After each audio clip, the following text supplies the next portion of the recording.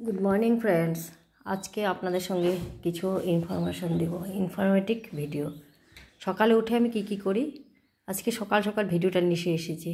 কারণ সবাই সকালে উঠে কি করে, কি খায়, আমরা লেডিসরা কি করি, ঘরের সংসারে কাজ নিয়ে ব্যস্ত হয়ে যায়, নিজের শরীরের প্রতি কোনো ধ্যান দিই না। তারপর এটা বেমার ওটা বেমার হতেই থাকে আমাদের। সকালে উঠে আমি কি করি, ঝাড়ু ঠাড়ু দিয়ে ঘরটা মুছে নিই, তারপরে আধা ঘন্টা নিজের জন্য বেছে নিই। ব্রাশ ট্রাশ করে এই যে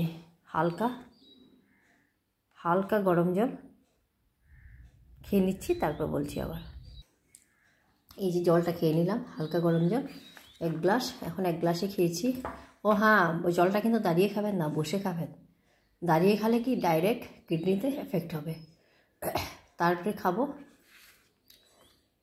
এটা হলদির রস, এটা 10 মিনিট পরে খাবো। এখন মাত্র জলটা খেয়েছি তো, এটা 10 মিনিট পরে খাবো। আমার মা যখন অসুস্থ হয়েছে, আমার সবাই তো জানেন মা ক্যান্সার পেশেন্ট। যখন থেকে মা অসুস্থ হয়েছে এগুলো আমাদের ঘরে চলতেই থাকে। মা তো উঠে জল খেয়ে নেবে, তারপরে হলদি রস খাবে, আর তারপরে সব আধা ঘন্টা পর তারপরে কাড়া খাবে। মা ডেলি খায়। তারপরে খাবে লেবুর রস, একটা লেবু পুরা খায় ডেইলি, একটা লেবু রস খেলে বলে ক্যান্সার যে জীবাণুটা আছে, ভাইরাসটা আছে, অ্যাক্টিভ হতে পারে না। যে মা তো সুস্থ আছেন এখন, অনেকটা সুস্থ আগের থেকে। যে ডক্টর বলছিল যে সার্জারি হবে না, এখন সার্জারি হয়ে ব্যাঙ্গালোর সার্জারি করেছি। আপনারা তো ভিডিওগুলো পেয়েছেন, কোথায় সার্জারি হয়েছে, কোথায় চেক আপে গেছিলাম, ওটাও ভিডিও শেয়ারই করেছিলাম। এখন মা সুস্থ আছে পুরা। তাও আমরা নিয়ে যাব আবার জুলাইয়ের লাস্টে আগস্টে ফার্স্টে আবার নিয়ে যাব চেক আপে থাকতেই লাগবে। ওটা কথা ছাড়ুন, মাকে তো আমরা কেয়ার করবোই। এখন নিজেদের জন্য একটু কেয়ার রাখতে লাগে, টাইম রাখতে লাগে। আমি তো ওয়াকিংয়ের মানুষ, ওয়াকিং এখন যেতে পারছি না, খুব ঠান্ডা কুয়াশা, আমার ঠান্ডার দোষ। এখন দেখছি এটা 10 মিনিট পরে খাবো। আর আরেকটা জিনিস দেখাচ্ছি আপনাদের, দাঁড়ান। এই যে বন্ধুরা দেখুন, আমি কাড়াটা বানিয়ে রেখেছি।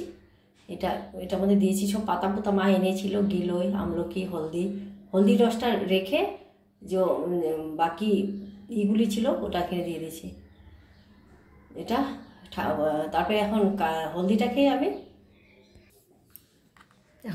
খেয়ে আমি তারপরে স্নান করে পূজা দিয়ে নেব। তারপরে এসে কাড়াটা খাবো। তারপরে এসে কাড়া খেয়ে চা তো মাকে দিতাম না, মা তো চা পাতা মানা আছে। মা খায় এলাচি, দারচিনি, লং, আদা, গোলমরিচ দিয়ে একটা আমি লিকার বানিয়ে দিই।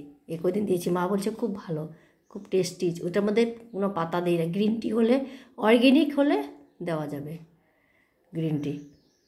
আমার চেহারাটা দেখাচ্ছি না, খুব অবস্থা আছি আমি। এখন ঘুম থেকে উঠে জাস্ট মুখ ধুয়েছি, এই জন্য চেহারাটা দেখাচ্ছি না। এই হলদি কি দেখাচ্ছি। ওটা আপনারা চা পাতা চায়ের বাগান আমাদের বাড়িতে আছে তো, চা পাতাতে চায়ের বাগানে কি মেডিসিন দেয় ছোটোর থেকে দেখে এসেছি। খুব খারাপ মেডিসিন, কেমিক্যাল দেয়। এই জন্য চা পাতাটা না খাওয়াই ভালো। ওটা আপনারা খেয়ে দেবেন, ওই লিকারটা।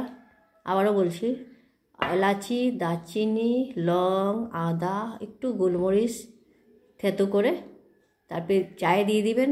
1 গ্লাস চায়ে আধা গ্লাস বানাবেন ছোটো গ্লাসে, যাতে 1 কাপ হয়ে যায়। 2 কাপ জল দিবেন আর 1 কাপ বানাবেন।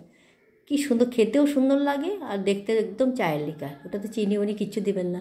হ্যাঁ, যার সুগার না থাকলেও চিনিটা খাবেনই না। ক্যান্সার পেশেন্টদের তো চিনি একদম 1 মুন্দ মানা।